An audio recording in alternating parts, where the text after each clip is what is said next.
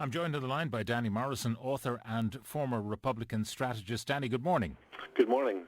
Now, is there much difference between what Sinn Féin are saying about the provisional IRA and what the Chief Constable is saying? Yes, there is. He is saying that in his assessment, IRA formal structures still exist, even though he says that they exist for benign reasons. They're there to peacefully and politically promote a Republican agenda. But I mean, I live in West Belfast. I've been around a long time. I've been in jail 4 times. I've been charged with IRA membership twice. And I see absolutely no evidence of IRA meetings as in the past. Yes, IRA volunteers have not gone away, but the IRA structures have. You have a variety of organisations, and let me just speak about the North first of all. A variety of organisations around the North made up of former IRA prisoners. You know, you have a Republican group called Irrigate that disagrees with Sinn Féin policy. In Tyrone, you have got 1916 committees made up mostly and inspired by former IRA prisoners. In Belfast, for example, in the Lower Falls, you've got D Company Commemoration Committee, which looks after a memorial garden, and also buries IRA volunteers, you know, who die through disease or whatever, old age. Now, is he saying that when these people meet, that represents an IRA structure? It does not, in my opinion. But we need to get to the heart of this. And what it really is that 2 people lost their lives in Belfast in the last 3 months. Gerard Davison was shot dead and Kevin McGuigan was shot dead. And both deaths deserved equal condemnation. And yet the one that particularly the Unionists are concentrating on, because there was no political gain to be made from the death of Gerard Davison, they're concentrating on his death, and they want to create a situation where Sinn Féin can be excluded from the executive because they believe, wrongly in my opinion, that a compliant SDLP can somehow be recruited into position despite the fact that Sinn Féin represents the majority of the nationalist community in the North. So there's politics behind this. The DUP have never been comfortable in government with Sinn Féin, with the nationalist community, and of course, in my opinion, also, and this is the elephant in the room that has not been brought into this discussion, is the ongoing allegations of DUP involvement in the NAMA scandal. And presumably that will play out as more investigations get underway as to whether or not the DUP were involved. But do you think, therefore, this is a smokescreen by the Unionists to kind of put the spotlight elsewhere because of their discomfiture about the NAMA thing? You can't really believe that they would bring the whole house of cards tumbling down. I mean, if Sinn Féin is not in the executive, I think it's fair to say the executive could not survive. So why would they do themselves out of a job? Well, you know, wishful thinking. They thought that they were going to be kingmakers after the British general election, and their whole manifesto was geared towards that they would hold the balance of power at Westminster, and that didn't happen. So, I mean, you can understand politicians and political parties having these sometimes bizarre and perverse ambitions. But, you know, they would obviously, I'm not sure, for example, you know, of the magnitude that NAMA has for damaging or bringing down the executive. I think it would damage senior people in the DUP, but I cannot foresee a situation where Sinn Féin would now turn around and say all of the DUP are tainted, you know, because such and such a one was on the take and had their finger in the till, so therefore we're not going into government with you. You would never get that. So, you know, but they would prefer to fall over this contrivance rather than NAMA, if that was the case. The question, though, of the structures existing, according to the Chief Constable, although existing for benign purposes, pointing out, as he did, that the IRA is still a prescribed organisation and membership of it is therefore a crime, but is, in a sense, allowing that a blind eye is being turned to those structures and to that membership because Sinn Féin is using the structures of the IRA to bring the provisional IRA along the political path. I mean, that's what he said. It's quite remarkable. That is what he is saying. But the distinction between that and what Sinn Féin is saying is that is not the case. They are saying that the IRA as an organisation, I mean, the IRA had several aims. You know, its main purpose, of course, was Irish reunification through the use of armed force. Now, former IRA volunteers. I mean, you have many IRA volunteers: Rosaleen McCurley, Colony Cullen, Pat Sheehan, Raymond McCartney, Martin McGuinness, Fran McCann, all sitting as elected members of the Assembly. But when they meet, yes, they are former IRA volunteers, but they're not meeting as an IRA structure. And what was also interesting, Pat, is that earlier this year, the Garda Commissioner, Noreen O'Sullivan, stated in a letter to Sinn Féin after there was allegations made in the Sunday Independent about the IRA involvement in this oil business and cigarette smuggling. And she wrote, and I quote, "I have no information or intelligence to support the assertion that the Provisional IRA still maintains its military structure." Now, that's the Garda Commissioner in the South. And here's the other thing, the contradiction that the DUP have. We have a parade of DUP politicians coming on and being very, very cocky and turning around and saying that the IRA was so well infiltrated and so well compromised that they were unable to carry out any operations, and that's why they ceasefire. Whereas, of course, in my opinion, it was because there was a military stalemate and it was the right moral thing to do to end it and end it at that stage, even though it would involve compromise during negotiations.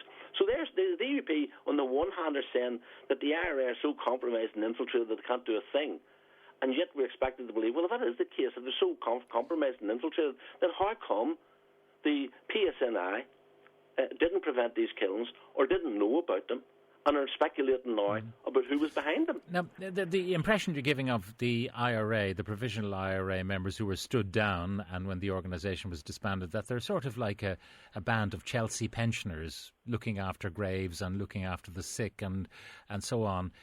I mean, if I was in that organisation and I was aware that dissident Republicans were still very active, I'm just saying from a practical point of view, I'd want to keep an eye on them. And I'd also want to keep maybe the structures I had loosely in place, if not firmly in place, to make sure that if things went pear-shaped in the Assembly, that I might be able to be active again. Well, in the last 10 years, there's been threats. The PSNI were at my house telling me that I was under threat for comments that I made on radio and television about dissident Republicans, but I continue to live a fairly normal life. Yes, there's been graffiti painted on walls about Martin McGuinness. There's been online threats against different people. There was a bomb scare outside Jerry Adams, a device placed outside Jerry Adams' house quite recently.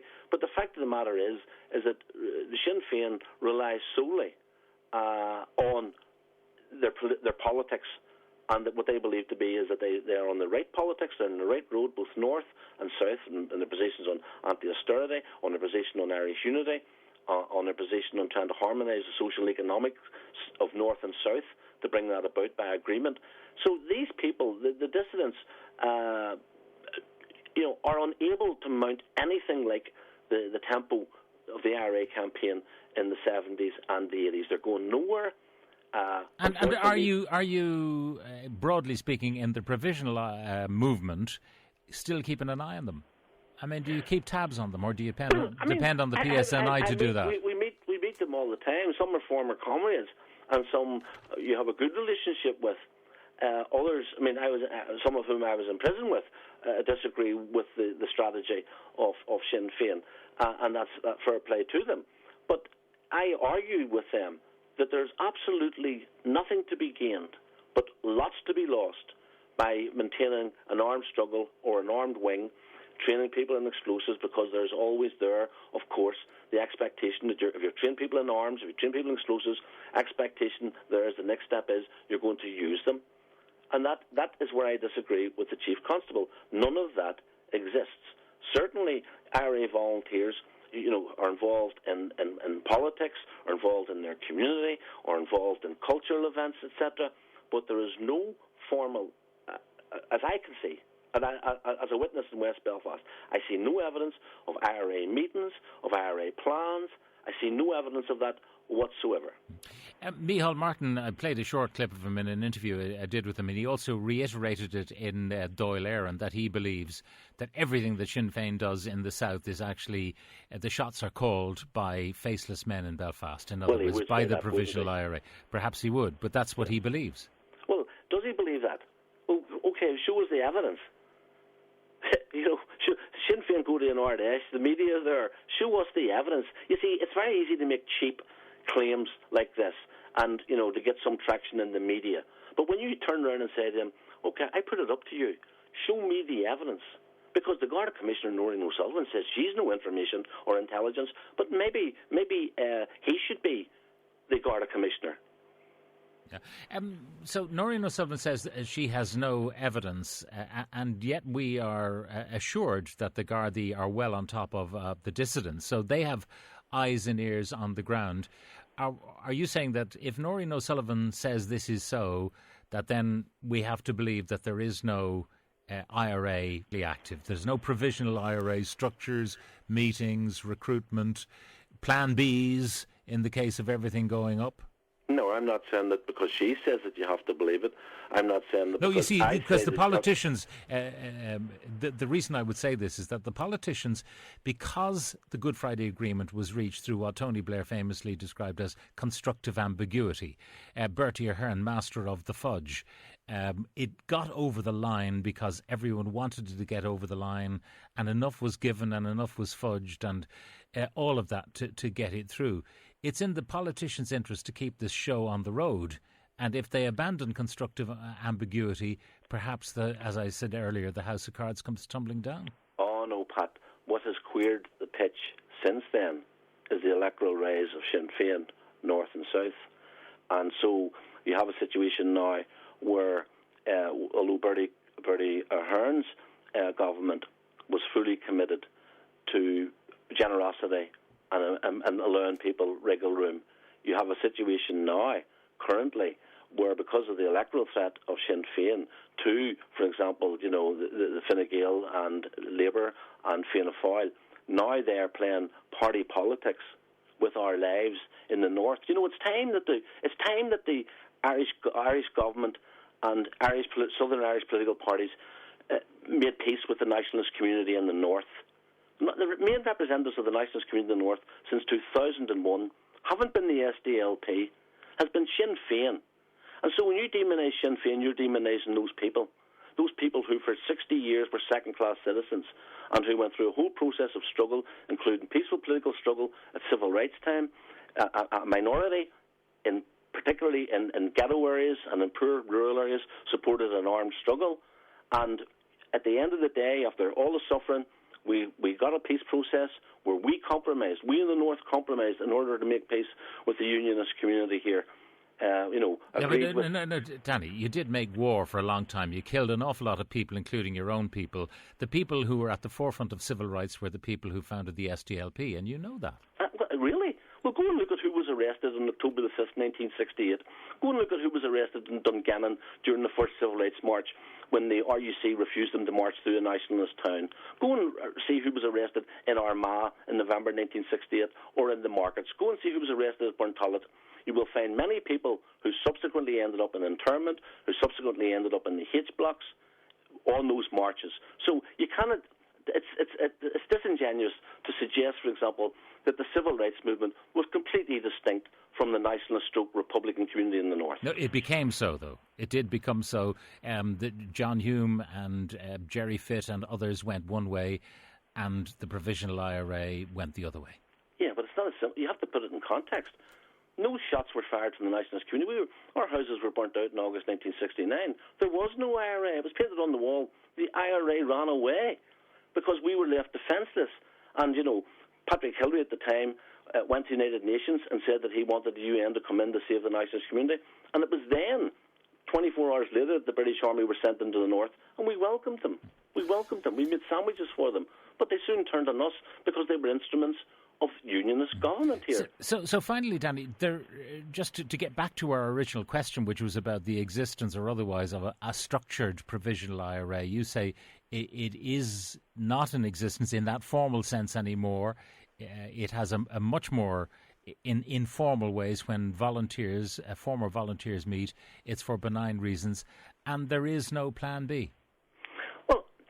That's my opinion, and I don't agree with. I think that that armed struggle is over, finished with. I was glad. I cried. I was in Long Kesh serving 8 years, when the ceasefire was called, I got down on my knees and I was so glad and relieved that it was all over. I also understood that it meant compromise, and I was the chair of Sinn Féin in the H blocks at the time, organising the debates amongst the prisoners, persuading them that this is the right direction to go in.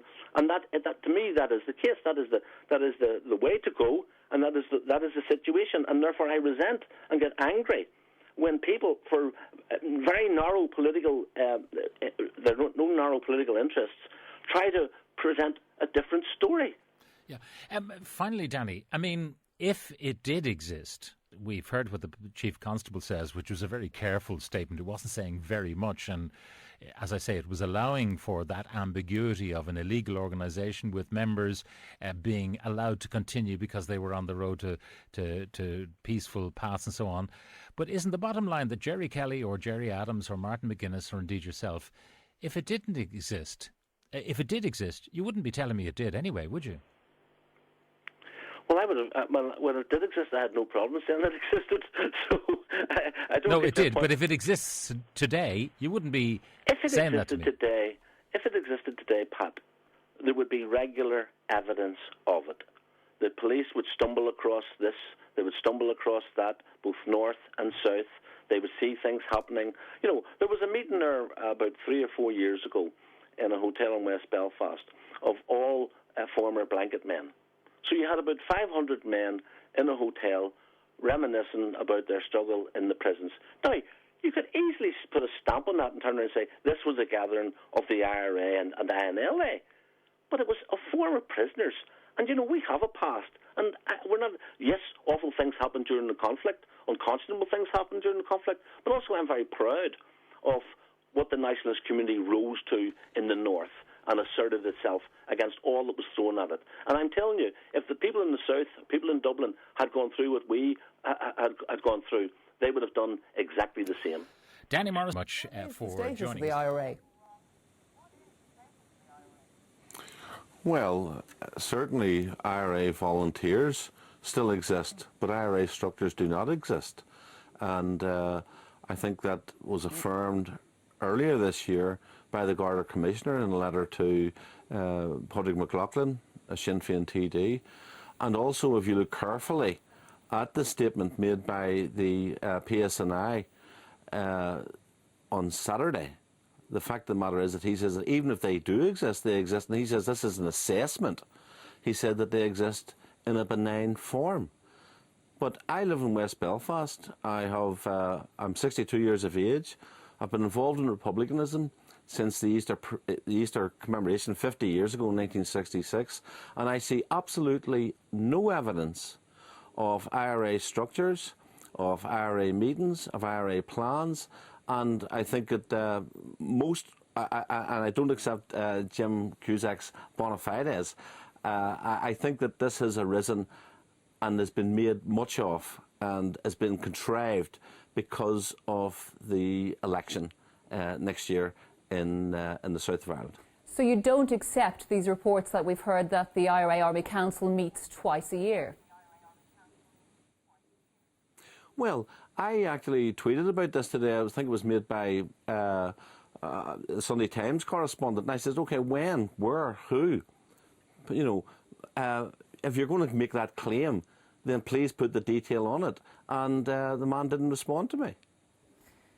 Well, if there is indeed, as you might be suggesting, a rogue element to the IRA, should that not be a concern to Republicans?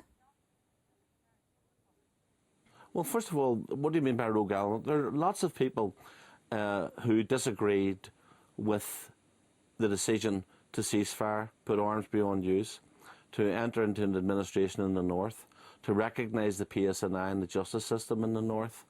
But they do not represent the majority of the nationalist community. The fact of the matter is that the majority of IRA prisoners, and I was in the H blocks when the ceasefire was called, the fact is the majority of IRA prisoners bought into the peace process, support it, and accept the fact that there's no room for armed struggle. Absolutely no room for IRA activity. And that is the position that the vast majority of the people, not only Republicans, hold, but the fact of the matter is that since 2001, the majority of the nationalist community in the north vote for Sinn Féin. And I think that I think that the Irish establishment and Dublin political parties in Leinster House have to come to peace with the nationalist community in the north, because Sinn Féin represents the aspirations of the majority of the nationalist community in the north, and they're simply playing politics over the deaths of two people in Belfast. Well, Mr. Morrison, why then has our Justice Minister ordered this reassessment or this review? In 2 words, an election. That's why. The Garda Commissioner, who has, I presume, a greater insight than, for example, Micheál Martin and others, the Garda Commissioner herself said a few months ago that there was absolutely no evidence of the IRA structures being in place, being in use.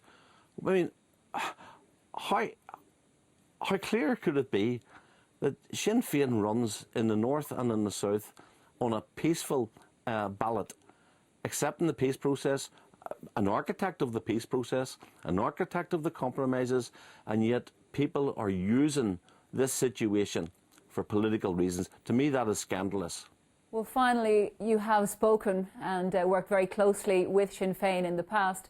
If you're talking elections now, is this going to damage Sinn Féin's electorate? Oh, I doubt it very much. I think that the people in the 26 counties are quite shrewd. They can see through this. There was 2 people killed in Belfast. Jock Davison was killed 3 months ago, and then Kevin McGuigan was killed 2 weeks ago. And it's interesting, the treatment of those 2 killings. If you scrutinise it, you will see there was no political capital to be made by Southern politicians in the first death, but in the second death there was. And that's what it's been used for, to try and hurt Sinn Féin, and I don't believe it will succeed. Well, Donny Morrison, thank you very much indeed for that this evening in Belfast.